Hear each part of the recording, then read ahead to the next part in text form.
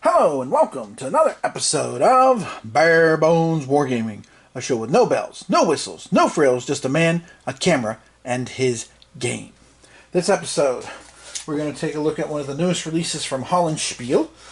This one is At All Costs, The Great War in the East, designed by Tim Taylor. And we're going to be doing an unboxing. This just showed up on my doorstep today. I noticed there's no unboxing videos, and this is not exactly a cheap priced game. So I thought, well, let's go ahead and let's see what's there. So, or to put it another way, I guess you could say, let's see what's in the box in this game from Hollandspiele. That's for you Alice in Chains fans. If you don't know Alice in Chains, Lord have mercy, get the essential Alice in Chains. Alright, so Hollandspiele, of course, Blue Panther printing, naturally. There's our back.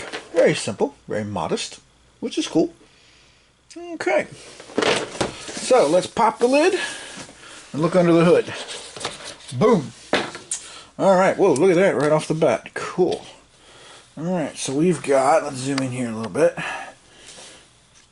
I'll try to angle this. I've got the other half of the table taken over by Germany at War, 1914 Germany at War, Venta Nuevo's game.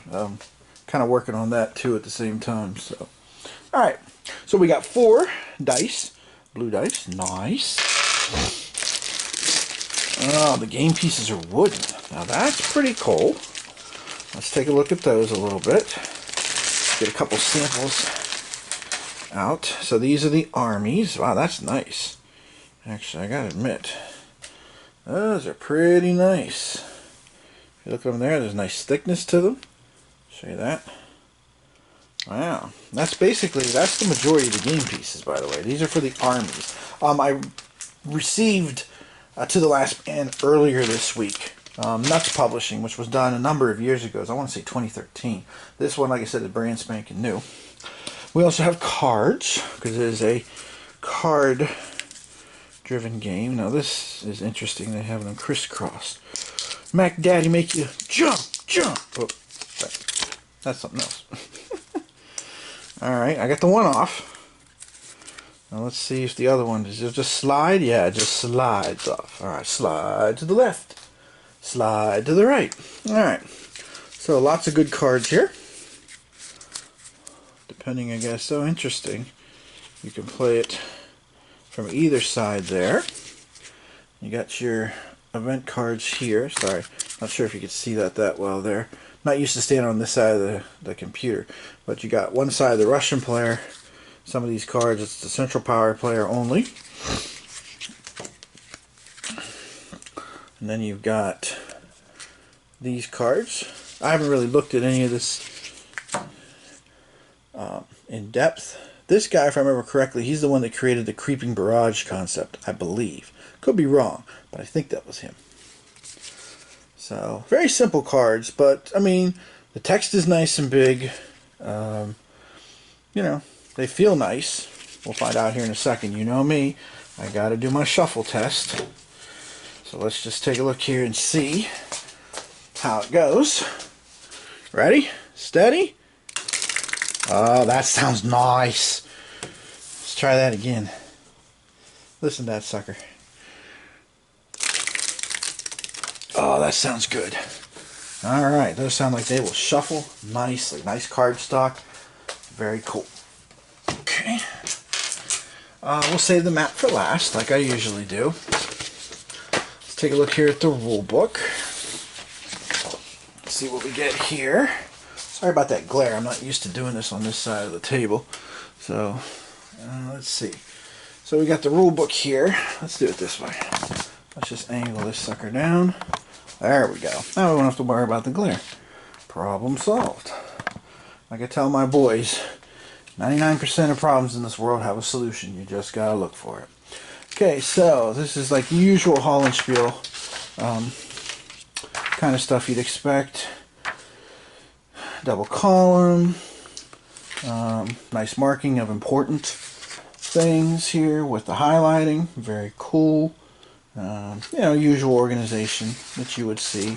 Some color, some examples, where appropriate, shall we say. It seems anyway, just at a quick glance. I'm just assuming.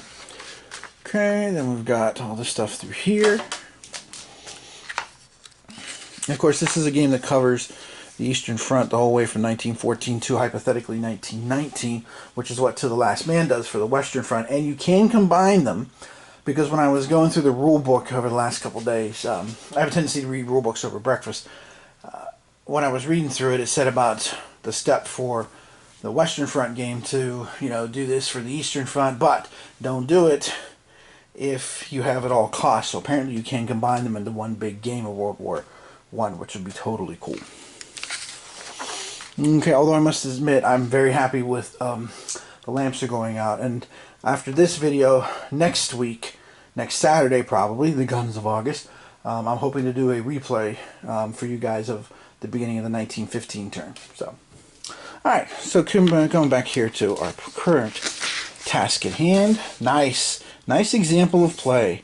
I always think nowadays that there's no reason that any game should come without having a nice big extended example of play to show people how to play. That's part of the reason I do these videos, because so many older games don't have that, and even some of the newer games don't, or they're very skimpy about it. So, you know, that's why I do some of the videos I do. Alright, very cool. And we got a little chart here on the back. Build costs. Okay. Alright. So here is the theater book. Ooh, this sucker's pretty heavy. Ooh. Order of battle. Playing the game, choosing a scenario. Advanced rules. Historical rules. That's all very cool.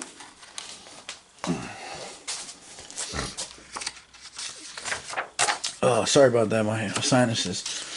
Okay, Russian Revolution, Austro-Hungarian collapse, very cool. Some other things, random campaign setup, optional rules. And then back here, special rules. We have the campaigns back here too.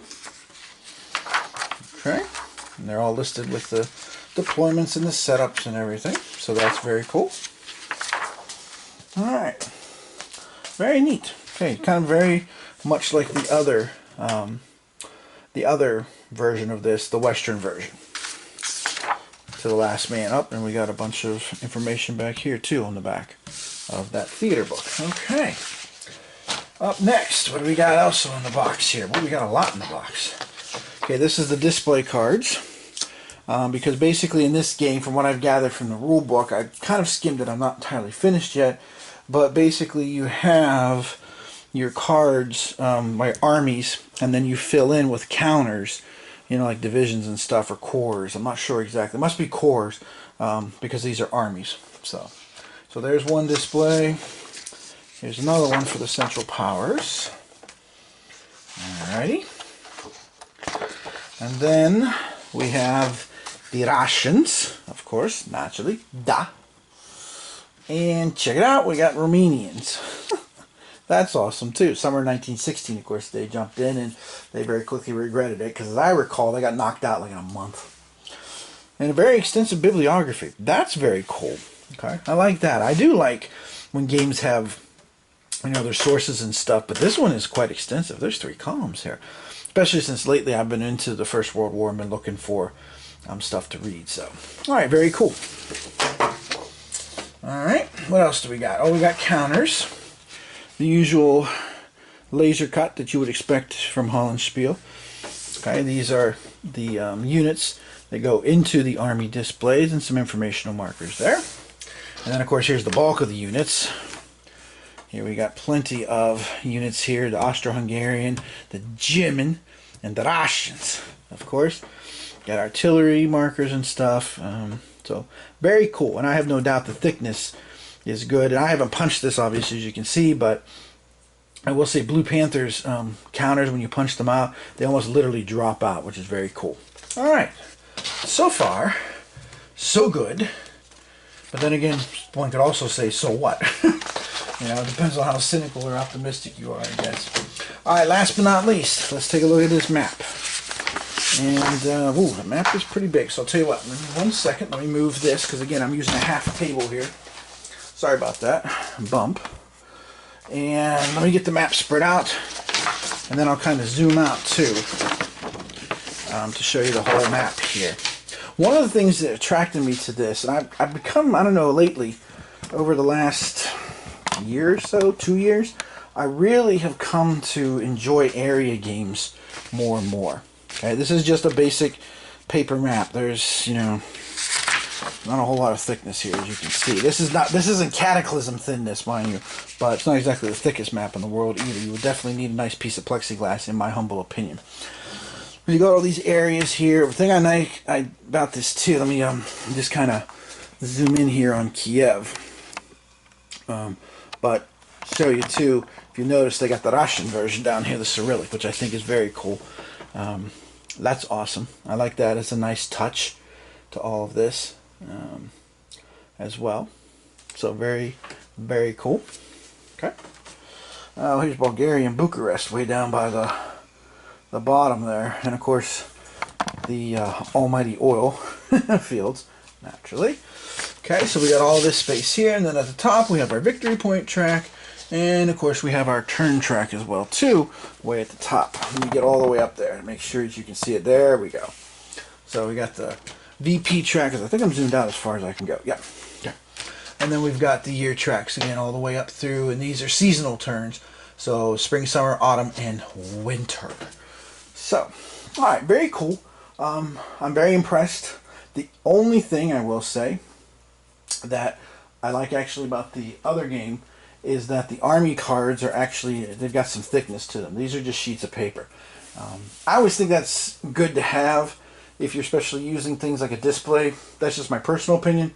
But, yeah, so.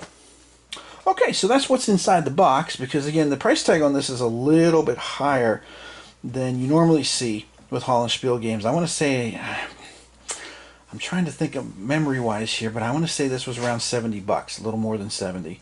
But I mean, you know, the wooden discs, of course, you know, will make a big.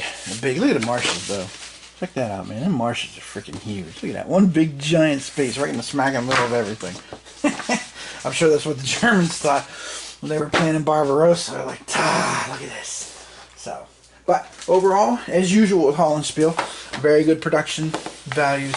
Again, I think the wooden discs are really a nice touch to all this. So I will have to give this a go sometime in the near future after, just to show you what I'm doing right now, after I go through this, which this I traded for because it has a diceless combat system, which I'm not a fan of, and I'm still not a fan of, which is why I'm glad I traded for it. You know, kind of like Haywood Banks' song, the music's too loud, when he's like talking about going to a concert. He's like, I'm glad I won these tickets. But I have been trying to take the combat system that's found in the Vento Nuovo 41 series, Moscow, Leningrad, Kiev, and also found in Stalingrad, Inferno, and Volga, and trying to transport it to this. I've been working on some details. I've actually have been talking to Emmanuel, I mispronounced his name, the designer. What's his last name? If I'm going to talk about him, I should give him credit properly here. There we go. Emmanuel Sant'Andrea, I think. I hope my Italian is good enough for that. I've been in contact with him about turning this into a dice combat, because I think it really helps for a solo perspective. But so I don't know when I'll show you a video on this game. I'll have to wait to see how the dice combat works out. Alright, so there you have it. That is what you will find inside the box if you buy, hold on, gonna move you, a copy of At All Costs, okay, from Hollandspiele games, designed by Tim Taylor. So I'm looking forward to trying these. These will be interesting. I know they're cards, so it does, you know, fog of war and this and that. But you guys know me. If there's a way to solo it, I'll find it. There's very few games I haven't been able to solo. And I soloed, you know, Verdun 1916 Steel Inferno, and I had a blast with that, soloing it. So I don't see why this would be any different. We'll see. Maybe not, but we'll see. All right. So there you go. This is Tim Korchman from Bare Bones Wargaming saying thanks for watching, and I'll see you next time when the lamps go out. Again, I'm hoping to time it so that I'll have a few turns and can kind of show you some things that are going on with the game already. And the lamps are going out. I'm hoping to get both I think it's the fall and winter turn of 1914 out of the way, and then start with the spring of 1915 to kind of show you some of the different mechanics that go on, especially at the beginning of the year. So that's my next project. Fingers crossed for next weekend. All right, as always, thanks for watching, and we'll see you next time.